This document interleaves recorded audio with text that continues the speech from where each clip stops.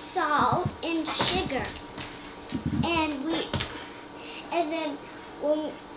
then we mix all these things in, and then when it's done mixing, we put it in the oven, and when it's done, we let it cool. We're gonna make apple pie today. So the first thing it calls for is 2.5 cups of all-purpose unbleached flour. I have it in this bowl, already measured. And then 1 teaspoon of salt, 1 tablespoon of sugar. I have it in this bowl. And the apples, yes, we're doing the crust right now. Hold on. And it calls for 1/2 cup of chilled butter and 1/2 cup of chilled vegetable shortening. My vegetable shortening right now is in the freezer. The best thing to do is to grate your butter and your lard.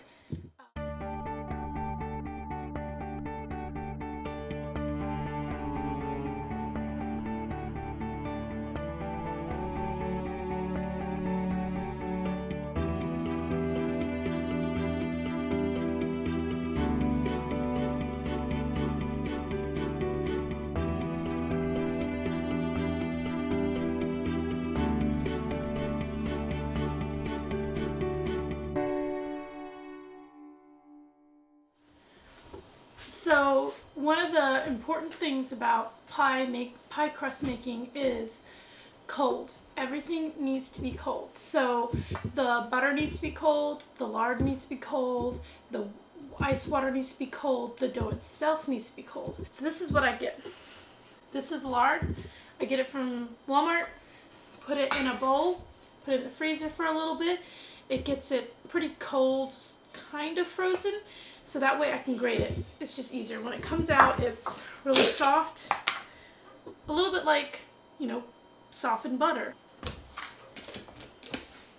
See, I stir it like this.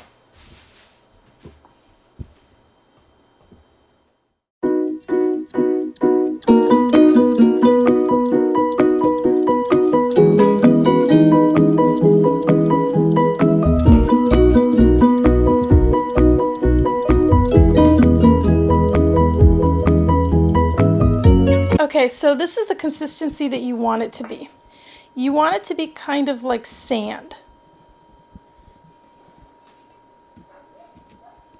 You want it to almost it kind of almost sticks because there's so much butter and lard in it. So something else that's important, like I said earlier, everything needs to be cold. So your water needs to be cold. It calls for 6 to 8 tablespoons of ice water. So I just do, really cold water, and then I put some ice cubes in it.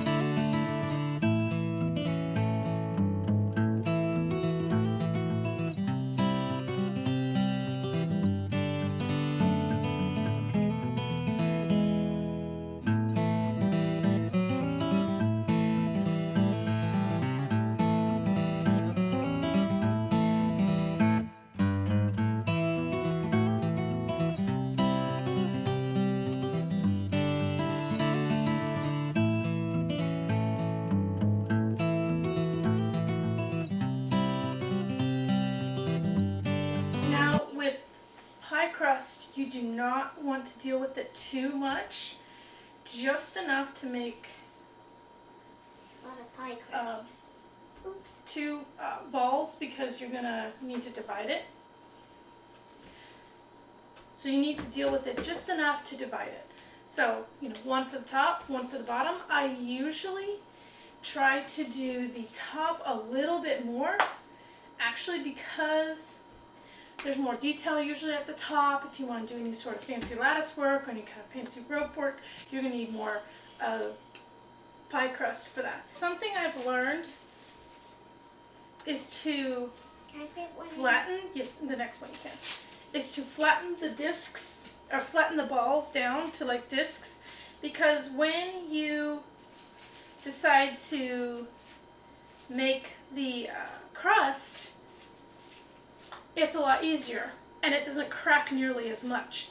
Now, it wants you to let your pie crust rest. That is very important for it. It helps it not crack. It also helps it elasticity. It's better for it to rest. I will stick it in the freezer for about 20 minutes.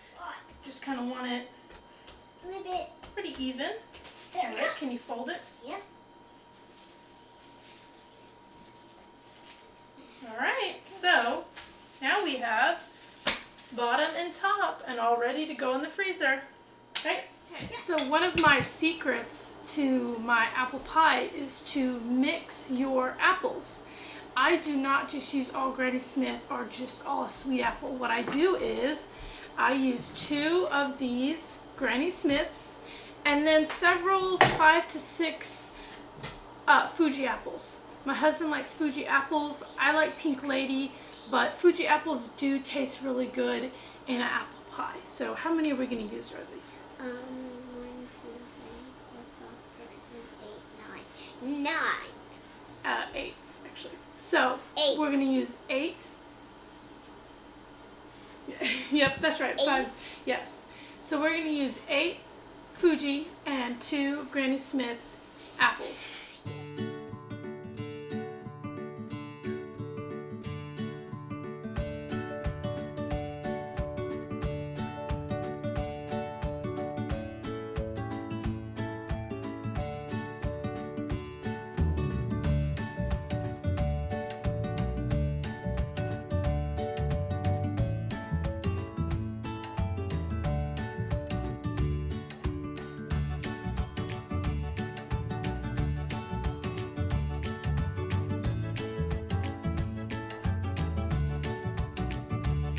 Okay, so we cut up all the apples. That's all done.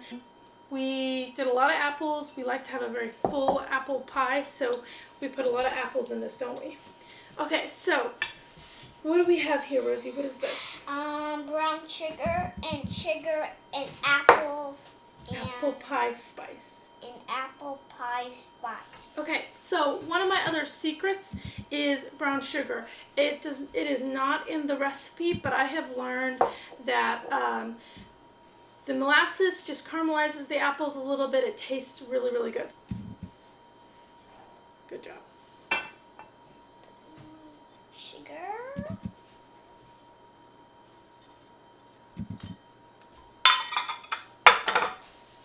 You want to stir it for me?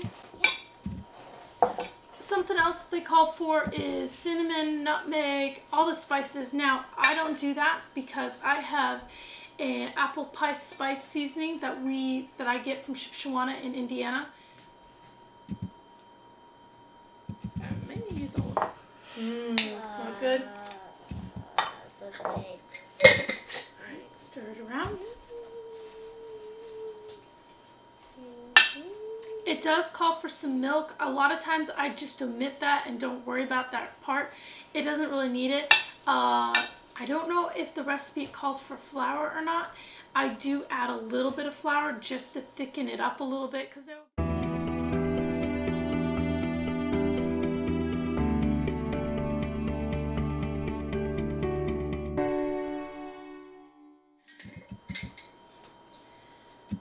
I probably add 2 to 3 tablespoons of apple pie seasoning. You want to taste it?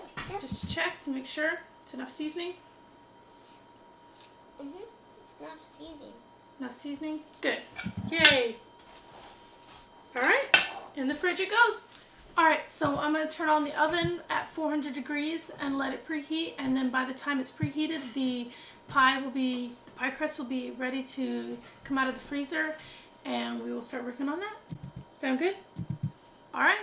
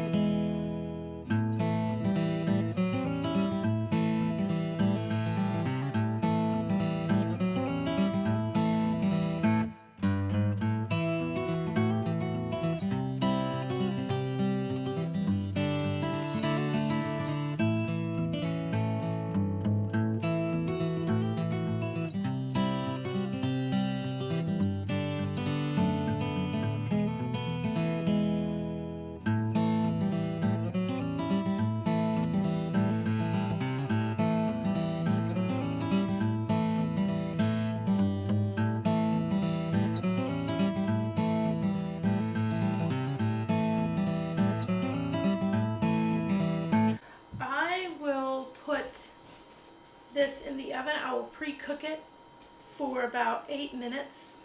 But something that I do that I've learned, just some research, is use beans. I don't have pie weights, so I just use beans. I put parchment paper over it. Use these beans. The reason for beans is so it doesn't shrink and it holds its shape.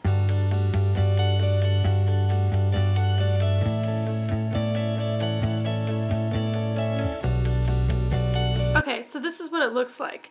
I fill it pretty much all the way to the top, the beans. Okay, so this is in the oven.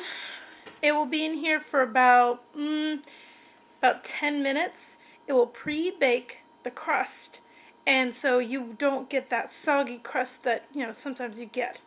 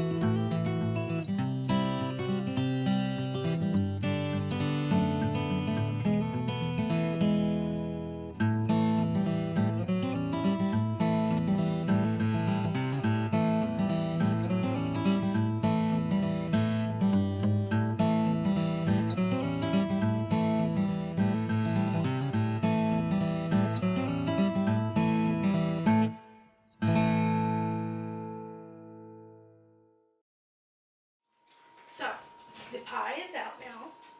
It's very hot still, but, so you gotta work very carefully, of course.